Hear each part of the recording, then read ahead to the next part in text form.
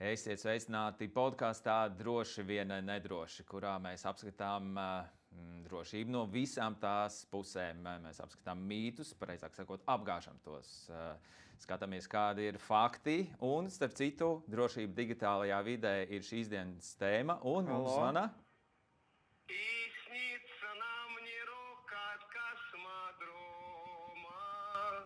О, привет! Как дела?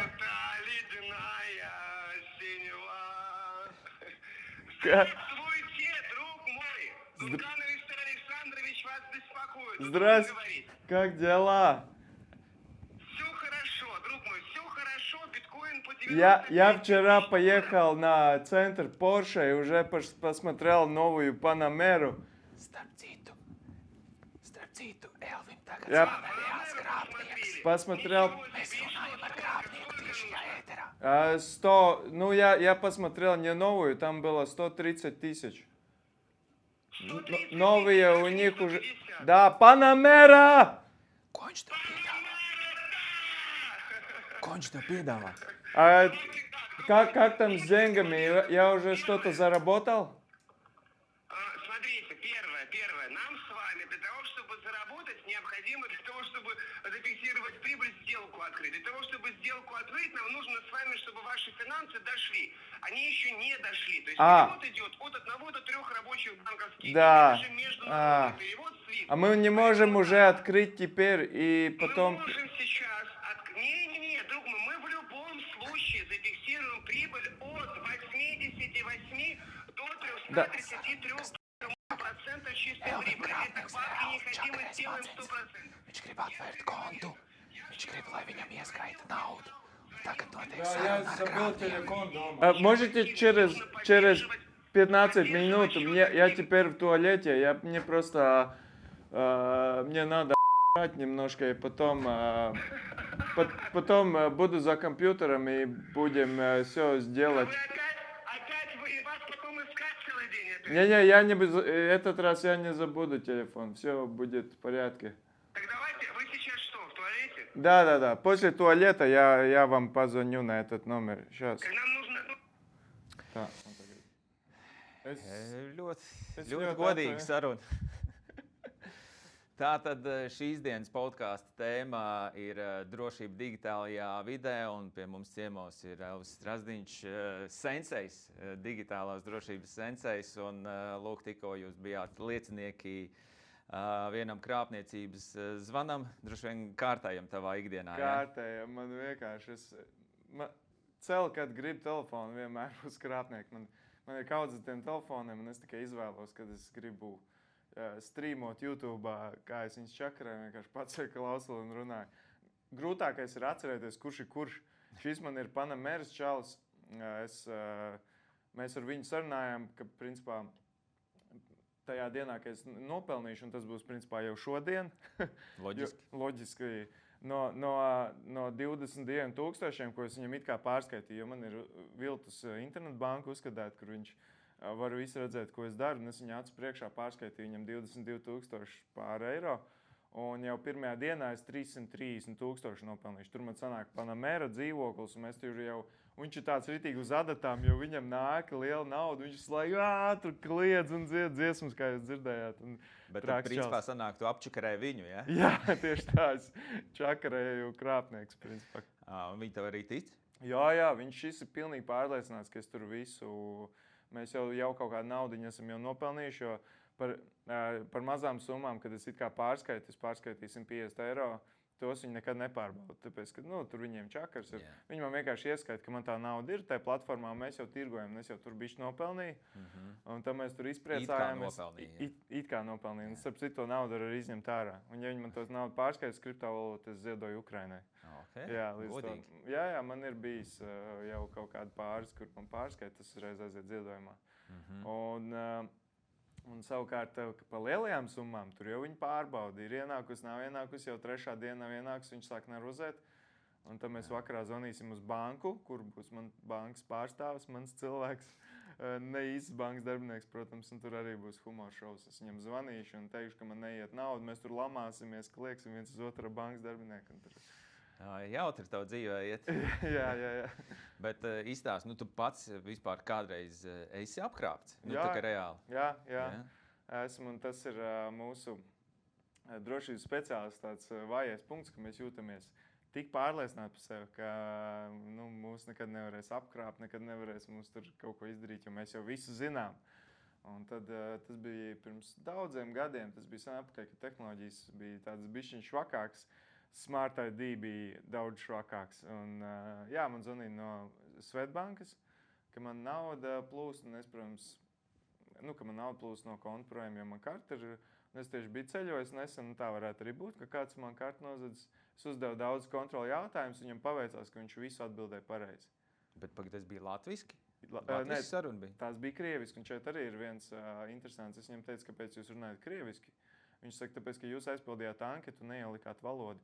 Un es tieši biju iepriekšējā dienā aizpildījis anketu, un es tieši neatcerējos, kā es esmu valodu ielicis. Un zvanīju no Svetbankas numuru, starp citu, tagad vairs tā nevar, bet tajā laikā varēja no Svetbankas numuru. Arī viens triks. Tagad viņi ieliek vienu septiņnieku pa daudz, un cilvēku uz ātrumu izskatās pēc Svetbankas numuru. Un tieši vakar man ziņoja par tādu gadījumu, un zvanīju no Svetbankas un iztīrīju, principā, ļoti līdzīgi manam gadījumam kontu. Un manā gadījumā bija Svetbanka numurs. Viņš teica, lai es apliecinu savu identitāti, atsūtīju Smart ID, un tajā laikā Smart ID nerādījās, kas notiek, rādījās vienkārši Svetbanka. Un pie tam Svetbanka filiāli rādījās, neskapēc. Es apstiprināju, viņš tika kontā, un tad es turpināju uzdot jautājumus dažādas, bet es jau neiedomājos. Viņš jau te kontā visus atbildes uz jautājumiem apskatās. Cik man kartes, vēl kaut ko, viņš visu zināja, un tad nācās bloķēt tās kartes. Un tajā laikā Smart ID parādījās joprojām Svetbanka filiāli, un PIN 2 neparādījās, kas notiek. Izrādās, ka katru maksājumu pa 5,000 gāja projām. Vienkārt, otru, trešo, un man 11,000 izkrāpa no konta. Jā. Laba mācība, ja pašam. Jā, bet ļoti forši. Kā to ņem? Tas, ka es biju tikko beidzu strādāt vienā drošības uzņēmumā, amerikāņu. Un es ļoti daudz ko zināju par tādu fizisku un aparatūras drošību un programmatūras drošību. Neko nezināju par sociālo inženieriju.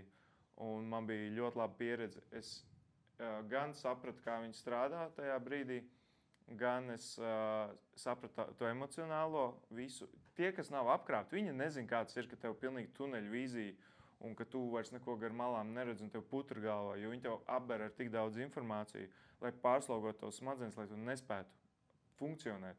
Un vienīgais, ko tu gribi, ir, lai šī situācija ātrāk beidzās, un tāpēc tu apstiprini. Un vēl viens, kas man bija toreiz, kas man par labi nāca, es paralēli sēdēju mītingā. Tikšanās mums bija online zvans. Un tas man ļoti, tas klasiskais, ko nedrīkst darīt, ir paralēli citām lietām kārtot finanšu lietas, un es to izdarīju. Un tad es vēl pēc tam arī sapratu, kādas sajūtas pēc tam, kad tu esi apkrāpts. Tas downs ir nenormāls, un tas emocionāls, un tā, ka, liekas vienkārši dzīve ir sabrukusi. Un tagad, kad man regulāri raksta, katru dienu man 10 cilvēku raksta par savām apkrāpšanām, es spēju iejusties viņa ādā, un es zinu, kas viņiem var palīdzēt un kas viņiem pilnīgi noteikti nepalīdzēs. Piemēram, loks dabūja mācību. Tas ir pēdējais, ko tu drīkst teikt tādam cilvēkam. Un, diemžēl komentāros, kad es stāstu par šīm krāpšanām, tur ir pilns ar šiem gudriniekiem, kas saka, tā viņam vajadzēja, un ja jau viņa varēja apkrāpt, tad viņš ir jāapkrāp. Un šitādas visādas frāzes cilvēki.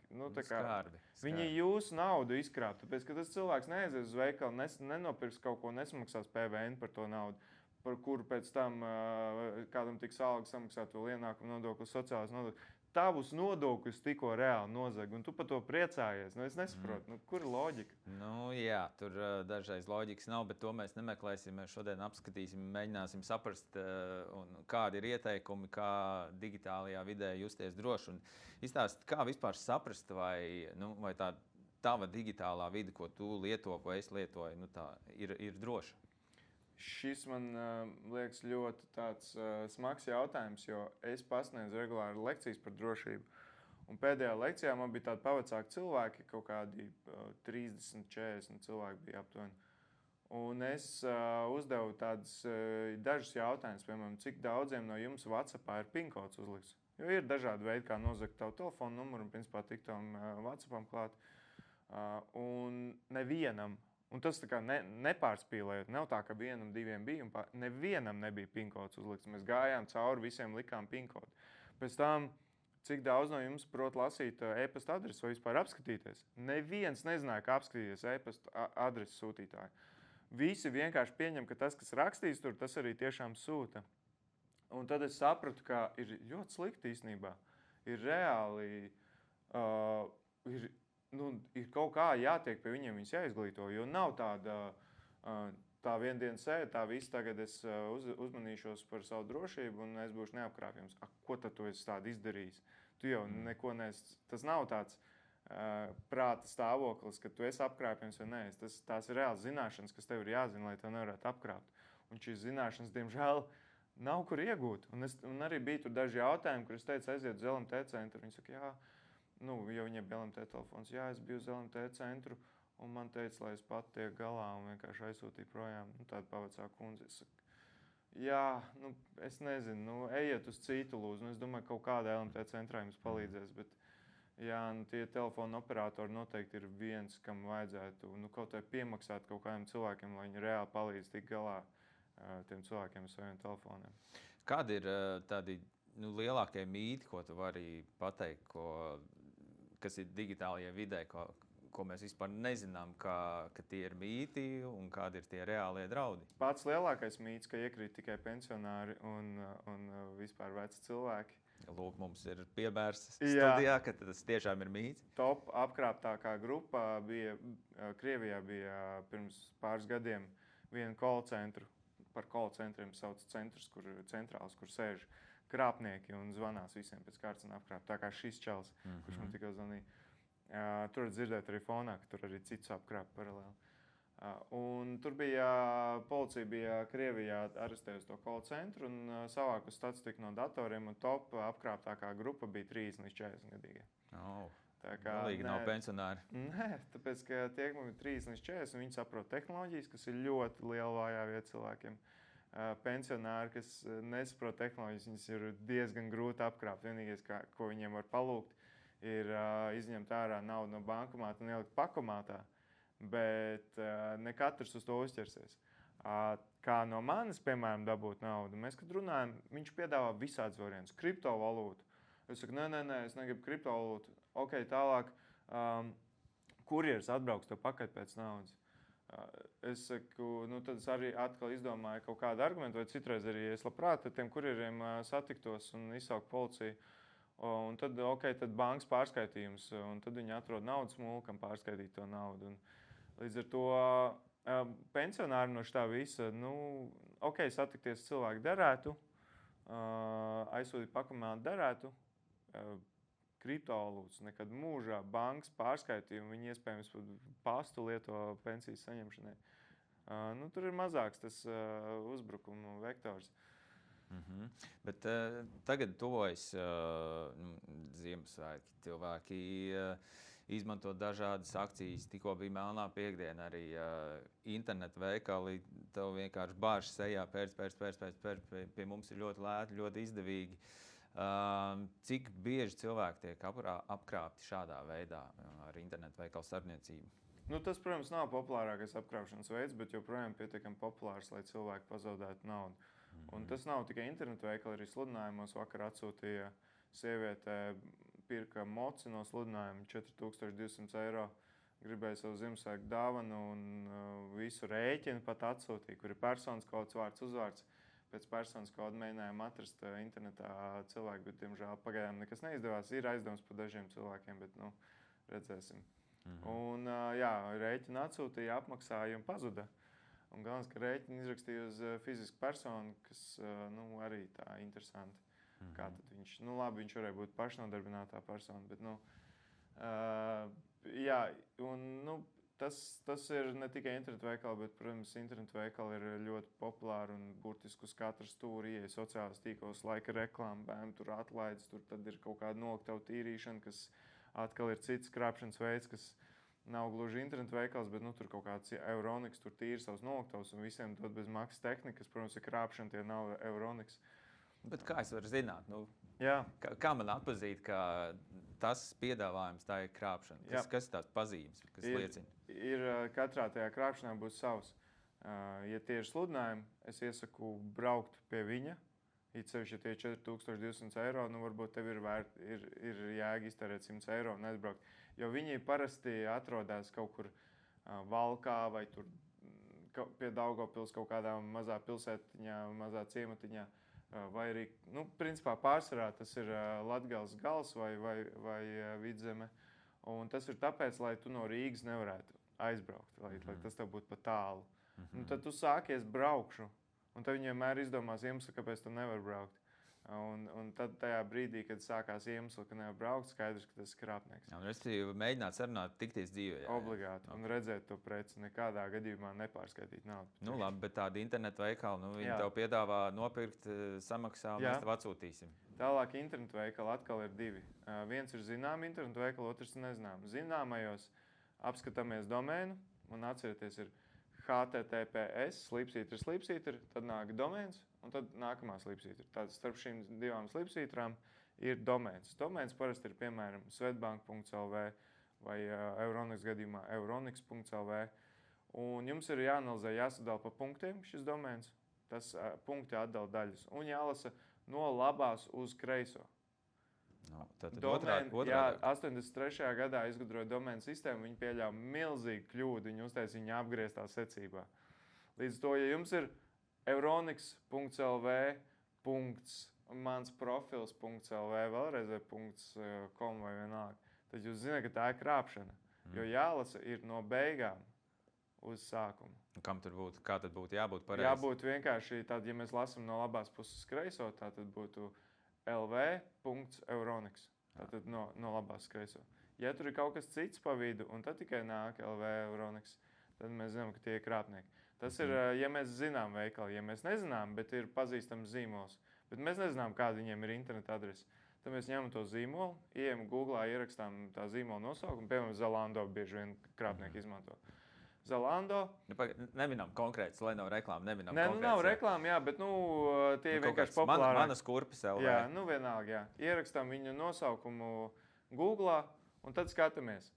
Pirmais ir reklāma bloks, ignorējam, tāpēc, ka tur krāpnieki bieži vien ieliek krāpnieku veikalu. Tā speciāli, Google reklāmas. Jā, Google reklāmās krāpnieki. Kā bija nesen ar e-veselību, piemēram, sieviete grib, viņa saka, nav recepti, viņa saka, kā nav, viņa iet Googlā, ierakstīja e-veselību un uzspiež uz pirmās saites, bet tā bija reklāma. Un iegāja krāpnieku e-veselībā, kas bija 1:1 kopija. Un ievadīja savus datus, viņai izsūca visu piķi no konta. Okay. Un tad to ignorējam, un tad ņemam nākamo. Un tur nākamais būs tā uzņēmuma domēns. Principā nosaukums, domēns, un skatieties, ir tas domēns vai nav. Ja nav, tad inieties prom no turienes. Un trešais ir visgrūtākais, ir nezināmi veikali. Tu nezini tādu zīmolu, tas ir kaut kāds Ķīnā varbūt vai kaut kur, bet ir ļoti labs. Cena ir super vienkārši, jā. Jā, un šeit atkal viens ieteikums izmantot vienu maksājumu kartes. Es negribu atkal reklamēt, bet diemžēl Revolut ir vienīgais, kas piedāvā vienu maksājumu kartes. Un tas ir iepērkamies, jo kā šīs krāpšanas strādā, viņus novelk sākumā mazu summu, bet tas, ko tu nezini, ir, ka tu tikko abonēji servisu, un tev reiz 2 nedēļās novilks 50 eiro. Pēdējo es dzirdēju, bija 250 eiro. Reiz 2 nedēļās novelk. Un tu esi abonējis servisu, ka tev visu laiku no kartes ņem naudu. Un ja tev ir parastā bankas karte, un, piemēram, nav paziņojumi, ka tev velk nos naudu, tu aizmirsi, un tev visu laiku vienkārši tādā veidā iztīri kontu. Un tāpēc... Kas ir šī viena maksājuma karte? Viena maksājuma karte, viņa strādā tā, ka tev iedod tur tos cipars tajā kartē, tu ievadi šajā veikalā, un tikko no šīs kartes novākās naudu, viņa uzreiz nobloķējas un vairs neļauj nekāds darījums ar sevi veikt. Un ar šiem abonēšanas krāpšanām ir viena baigā problēma, ka pat nobloķējot karti, tu esi joprojām abonējis to servisu, un tev joprojām var vilkt naudu nost. Okay. Un tā ir problēma, jā, un tāpēc tur bankā, jā, tikai es pamanātu vienu tādu aizdomīgu darījumu no savu kontu, uzreiz zvaniet uz banku un bloķējiet vispār savu kontu un izveidot vienkārši jaunu kontu, un tas neko nemaksā. Un vēl viena lieta, neturiet savā bankas kontā vairāk naudas, nekā jūs varat pazaudēt tajā kontā, kas piesaistīts kartei. Es nesaprotu tos cilvēkus, mēs regulāri redzam gadījumus, kad gan skatoties visādus tos lēmumus tiesā, mēs vienkārši skatāmies anonimizētos tos lēmumus, gan man ziņo cilvēki, kuriem, piemēram, viņi aiziet uz vecrīgu, viņi sazāļo un 5000 eiro novilk no kartes. Kāpēc tu turēji tādu naudu savā kartē? Un kopā, un čalam arī ap 5000, kopā ap 2 vakarā 10 000 pazaudēja. Ko jūs darāt? Vienkārši 2 cilvēkiem abiem kartēs stāv tādas naudas. Kāds ir tavs ieteikums? Neturēt vairāk, kā tu vari atļauties pazaudēt. Tas ir 100 eiro, 200. Bet kur pārējo turēt? Tā kā atsevišķi kontu uztaisīt? Papildus konti neko nemaksā. Tas ir bezmaksas pakalpojums. Un veiklā, man ir bijis Rimī, kad es iepērkos un man pasaka atteikts darījums. Un vienmēr tā pārdevēja, nepietiek naudas pa visu veikalu. Jā, sākumā man bija kauns, tagad man pilnīgi vienalga, tāpēc, ka es visiem stāstu, tas ir normāli, ka jums tā var gadīties. Pasakiet, atvainojos, pārskaitiet naudu uz to kontu un vēlreiz maksājiet. Tas ir jūsu pašu drošības vārdā. Okay. Nākamais ir tādas lapas kā Scam Advisor. Varat ierakstīt Googlā Scam Advisor. Un tur ar jebkuru domēnu iekopēt un paskatīties, vai tas internetu veikals ir uzticams vai nav. Ja viņam nav vispār nekāda reitinga, tad tas ir jauns kaut kāds internetu veikals, tinieties prom no turienes. Ja viņam ir reitings un tas slikts, arī tinieties prom. Ja ir labs reitings, tad jau var domāt. Arī joprojām 100% neviens nevar garantēt, ka jūs neapčakrēs, bet tas ir ok. Un tālāk jau lasiet arī visas tās politikas, atgriešanas politikas, kāds uzņēmums, tas ir privātuma politikas. Ja tā nav, tad tinieties prom. Ir jābūt oficiālam uzņēmumam, kas tirgo lietas. Okay. Kā ir ar paroļu ievadīšanu? Bieži vien ir jāpiereģistrējas tajos veiklos, jāievada paroles. Mums arī internetu pārlūki piedāvā šīs paroles saglabāt, lai nākamreiz nav jāčakarējas ar paroļu ievadīšanu. Cik tas ir droši un vai to vajag izmantot? Nekas nav droši šajā pasaulē, tāpēc tas, ka jums pārlūks saglabā, ir atkarīgs, kā tas saglabā, bet es teiktu, ka tas ir daudz maz droši, bet vienīgais pamēģiniet uztaisīt tādu sev uzdevumu, misiju, teiksim tā. Pamēģiniet piesaisties pie savu datora un iedomājieties, ka jūs esat svešinieks, kurš ir jūsu datoru atradis. Pamēģiniet pirmkārt, vai jums prasa vispār paroles, lai šo datoru atbloķētu. Ja prasa, ok, ievadiet paroli, tagad iztēlojieties nākamo uzdevumu. Kāds ļaundars ir ticis pie jūsu atbloķēta datora. Un tagad pamēģiniet, cik viegli jūs varat tikt pie jūsu pārlūku parolēm. Pagūglējiet, kā to var izdarīt, vēl kaut ko. Ja jūs to varat izdarīt bez jebkādām parolēm, tad meklējiet, kā uzstādīt. Jo ir pārlūki, kuriem, ja tu neuzstādi master password, tā kā galveno paroli, tad, principā, jebkurš var atvērt jūsu pārlūku. Man tā bija, man viens kursbiedrs sen apakaļ pirms gandrīz 20 gadiem universitātē. Viņš man šādi paņēma atvērt pārlūku un vienkārši visas manas paroles apskatījās. Un tas man bija tāda laba mācība par drošību. Ok, un kopš tās dienas es jau vienmēr lietoju. Tagad gan es lietoju cits risinājums, kas saglabā drošā veidā paroles. Bet uztaisiet tādu uzdevumu sev un papētiet. Jo dators zūd. Ticiet man, arī jūsu dators var kaut kad pazust. Un cik tad viegli būs tam ļaudarim tikt pie jūsu parolēm klāt. Bet kādi ir tie tavi ieteikumi, kur tās paroles saglabāt, kā saglabāt? Uz Apple ierīcēm viss ir vienkārši. Tur viss glabājās keychainā. Ir tāda sistēma, kas glabā drošā veidā ar jūsu galveno paroli sašifrēts viss paroles. Un tur viss būs diezgan ok. Es zinu, Firefoxā ir jāuzliek master paroli. Man liekas, Chromā arī ir master paroli. Bet tad ir visādi one password un vēl sādi risinājumi, kuri jau visu drošā veidā, viņi tā kā integrējās pārlūkā iekšā. Viņi drošā veidā visu paroles glabā un tur nevajadzēja būt nekādām problēmām. Izstāst, kādi mūsdienās ir tie populārākie krāpšanas veidi? Tagad no valsts policijas uzzināja jaunāko statistiku, ka tagad populārākais ir zvana krāpniecība, kurā ir izkrāpti virs 50% no visas izkrāptās summas šogad. Ko tas nozīmē? Principā, pirmkārt, šogad jau ir izkrāpti 20 miljoni, kas ir atkal kārtējais antirekords. Katru gadu mēs sastājam rekordu, lai ko mēs darītu, apkrāpa vien vairāk cilvēks un izkrāpa lielākas summas. Ko tas nozīmē? Zvanu krāpniecība tagad ir Latvijas Energo. Pēdējā ir, kur piezvanīt kā no Latvijas Energo, tur mainīs skaitītāji. Un pēc tam piezvan nākamais krāpnieks, tie, kas jums no Latvijas Energo zvanīja, tie ir krāpnieki. Un, tā kā krāpnieks zvana pēc tam, jā? Okay. Un pēc tam tur aiziet tā ķēdīt, ka viņi īstenībā gribēja tikt jūsu dzīvoklī, lai nozagtu jūsu dzīvokli.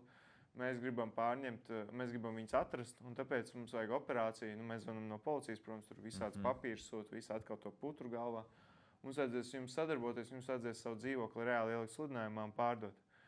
Cilvēks, un šādi jau bijuši 5 gadījumi jau Latvijā, vismaz ziņotie gadījumi, jo ir cilvēki, kas neziņo. Viņi ieliek sludinājumu un piesakās pircēji, un viņi reāli, viņiem ir noinstruēts it kā no šīs policijas, kas, protams, nav policija, tie krāpnieki, kas jāsaka notāram vispārējais.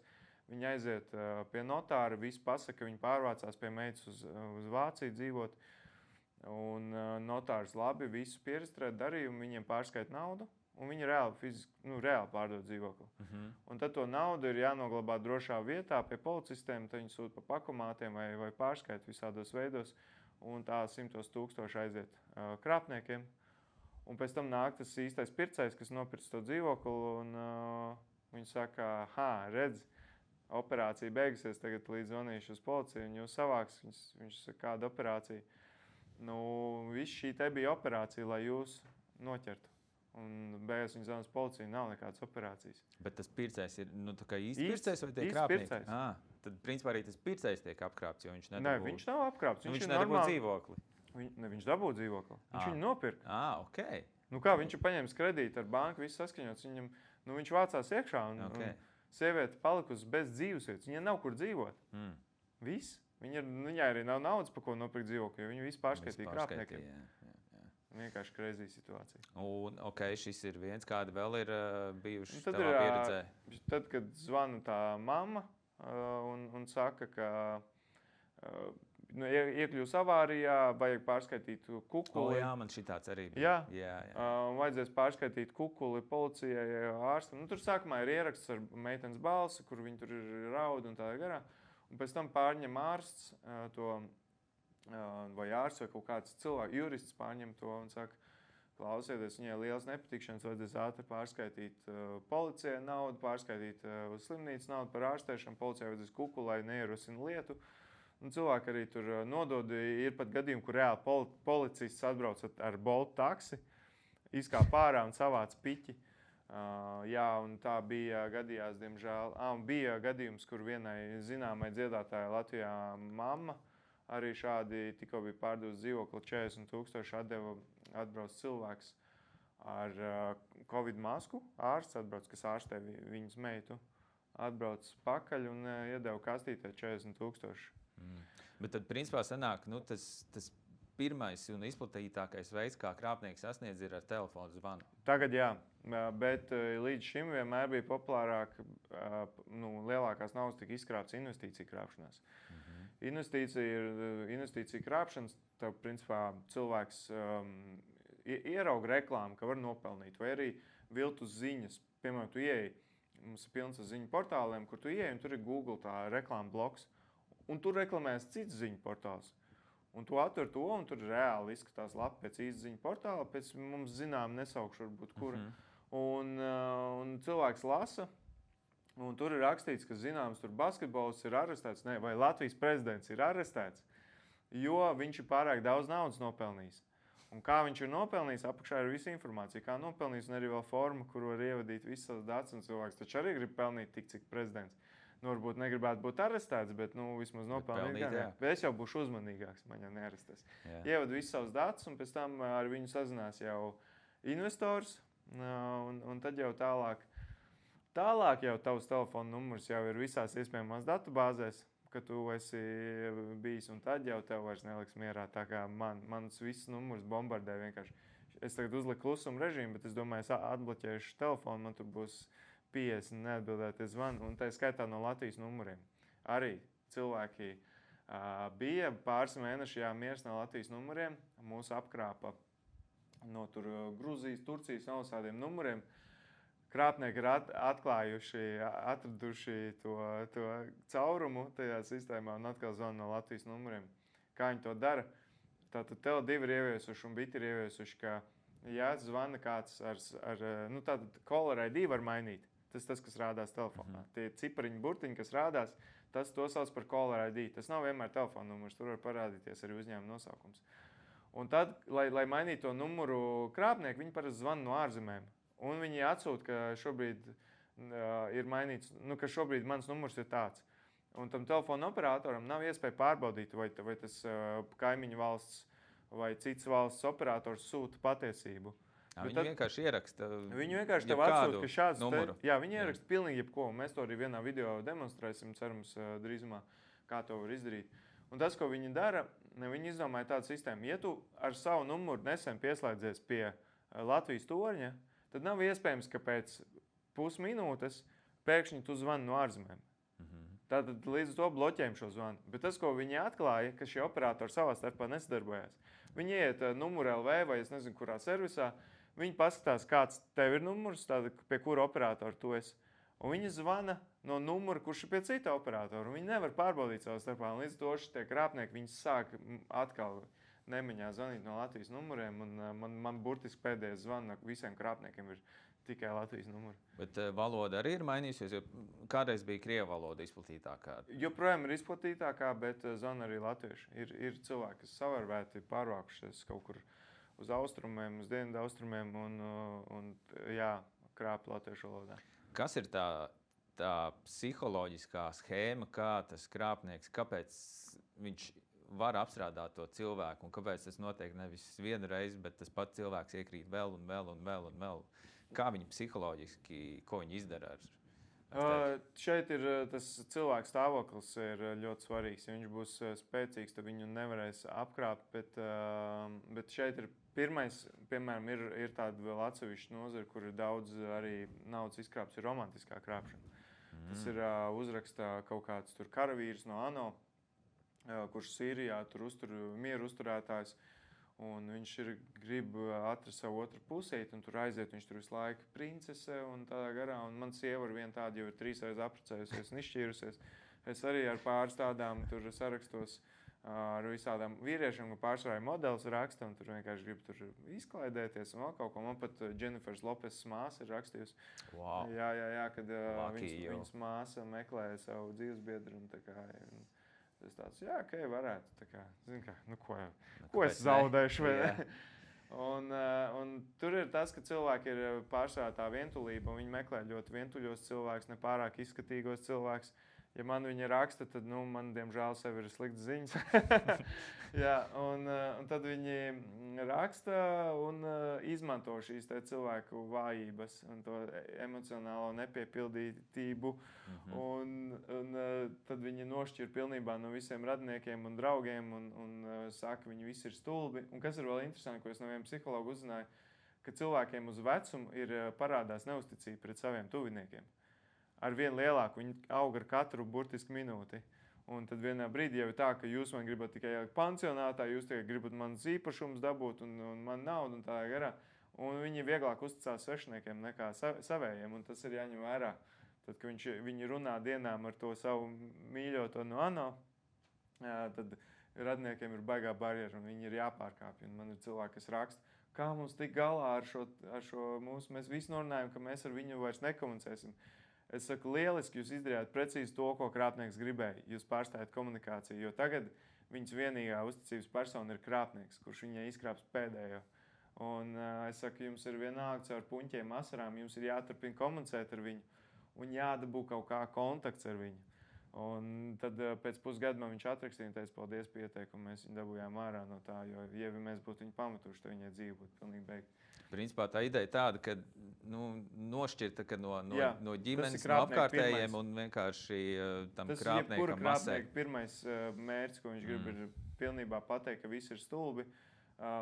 Investīcija krāpšanā tas pats pateikt, ka tev zvanīs banka un stāstīs pilnīgas muļķības. Tas tāpēc, ka viņiem nepatīk investīcijas, tāpēc, ka viņiem nepatīk kriptovalūtas, jo kriptovalūtas konkurē ar bankām. Un tas ir galīgi absolūti, viņiem nepieņemam, jo viņiem tas draud ar beigt biznesu, un tāpēc viņi jums stāstīs visādas muļķības, ka kriptovalūtas nav uzticams, un ka mēs esam krāpnieki, jo visi kriptovalūtas ir krāpnieki. Un tā garām. Viņi izstāsta visu precīzi, viņi jau zina, ko teiks bankas darbinieki. Viņi izstāsta pilnīgi precīzi, ko teiks bankas darbinieks. Un tad piezvan bankas darbinieks un tieši to pasaka. Viņš saka, ha, baigie gudrinieki, jūs mēģināt man ieskaidrot, ka tas čāls ir krāpnieks. Es jau visu to zinu. Un kāpēc cilvēki iekrīt tajās investīciju krāpšanās? Tur atkal cits aspekts ir. Cilvēkiem ir trūkums pēc adrenalīna, pēc izjūtām, pēc tur visādiem citiem hormoniem, dopamīns cilvēkiem trūks nenormāli. Un tad tās investīcijas viņiem tāpat kā azartspēles sniedz šīs te emocijas, šos hormonus. Un ir tas, kad aug nauda un tev ir dopamīns. Jūs dzirdējat, šis čals, viņš arī reāli sēž uz dopamīnu. Viņš arī tur bija uz citām vielām arī. Visticamāk, jā. Un viņam tas dopamīns nāk no tā, ka es reāli piķi viņam skaitu.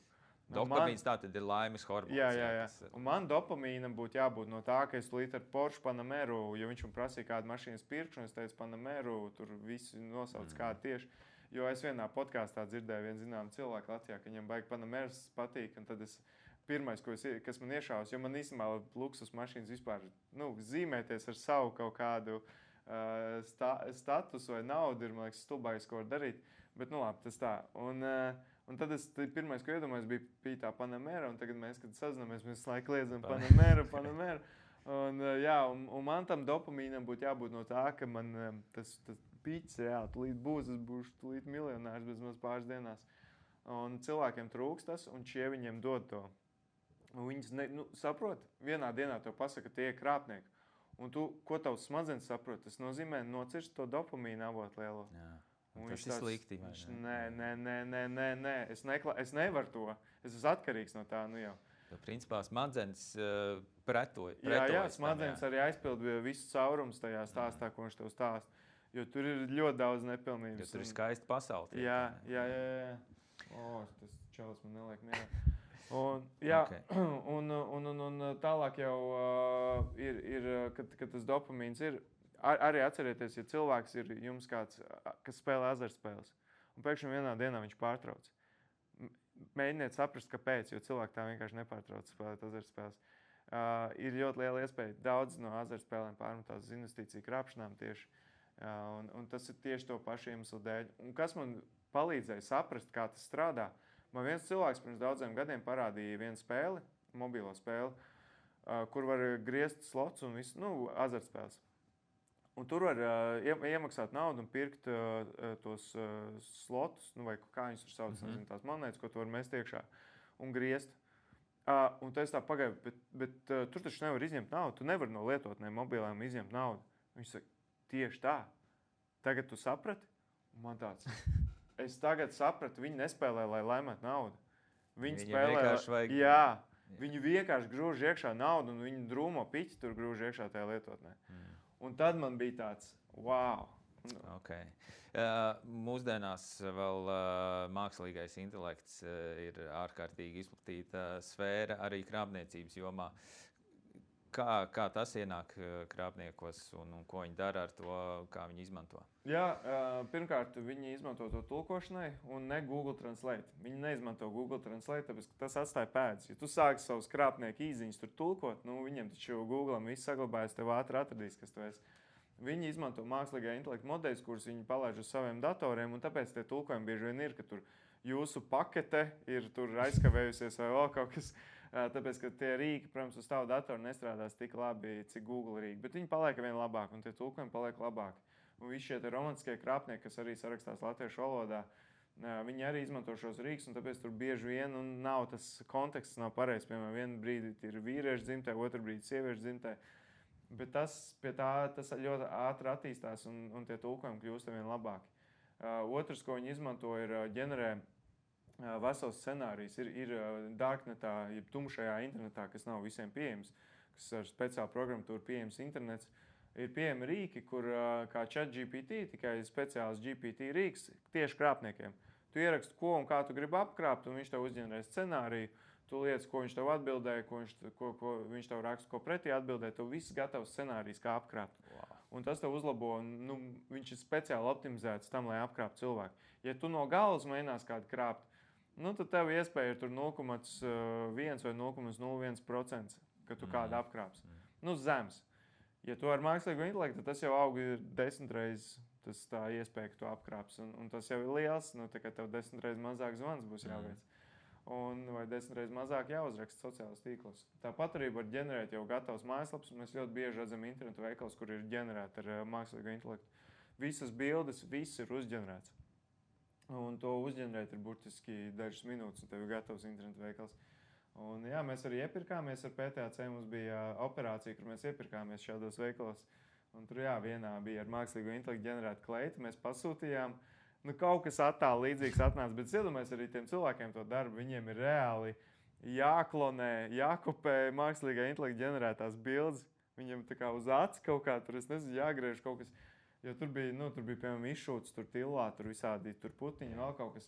Atnāca mums kleita, kur zem tilā uz apakšsvārkiem vienkārši ir uzdrukāts. Tieši tas pats. Tā kā kaut ko viņi ir centušies, kaut ko darīt. Un tad, protams, pats pēdējais ir dziļviltojumi. Tur gan, tur ir pārsvarā investīcija krāpšanas. Mums ir, man liekas, nosauc jebkuru slavenību, mums būs viņas dziļviltojums, ko krāpnieki ir uztaisījuši, lai reklamētu investīciju krāpšanas. Dziļviltojums nozīmē ko? Dziļviltojums ir viltojums, kurā ir izmantot dziļā mācīšanās. Dziļā mācīšanās ir, principā, tu iedod viņam kaut kādu informāciju, pasaka, ko ar viņu darīt, viņš izdos ārā jaunu informāciju.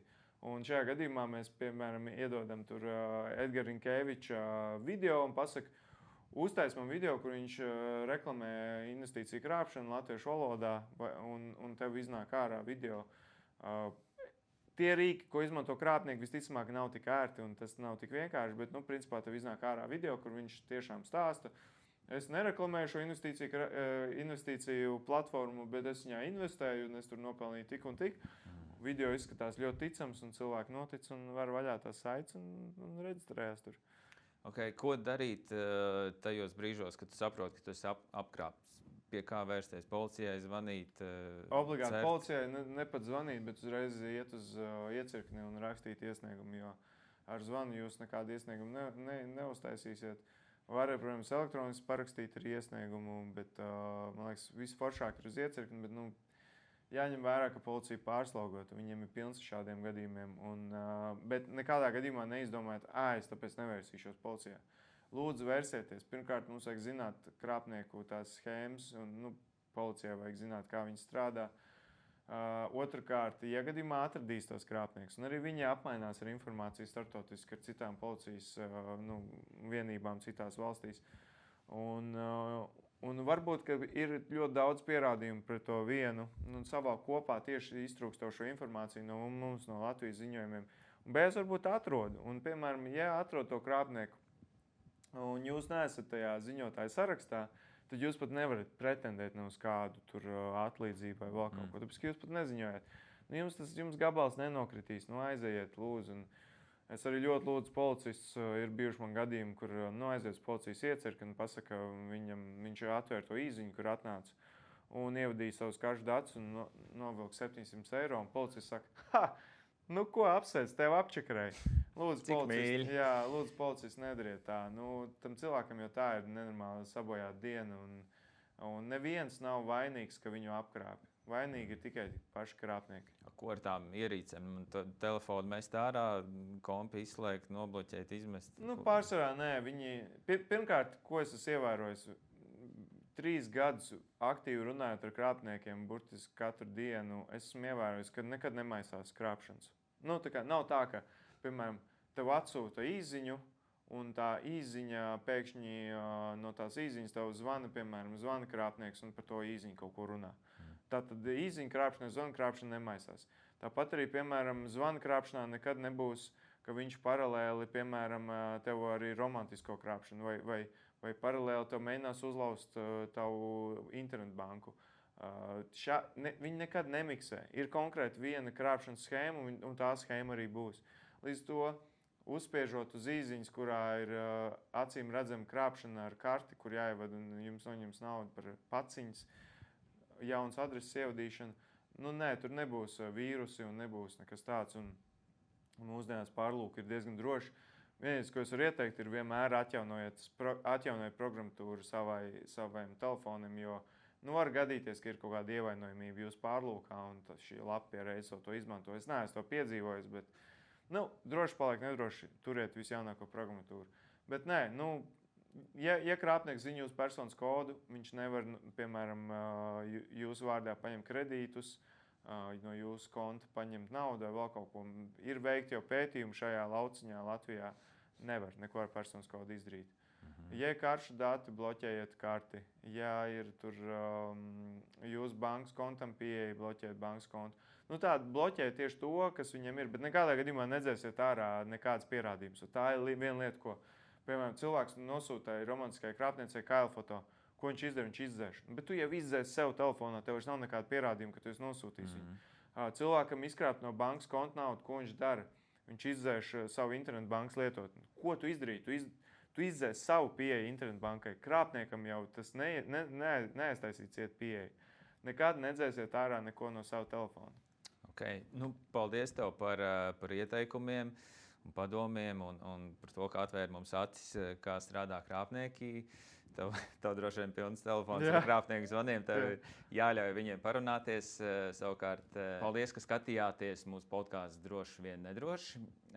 Mēs tiekamies nākamajā reizē, bet apskatieties arī Baltas drošības akadēmiju, kur būs ieteikumi, kā justies droši ikvienā vietā un ikvienā vidē. Tiekamies nākamajā reizē.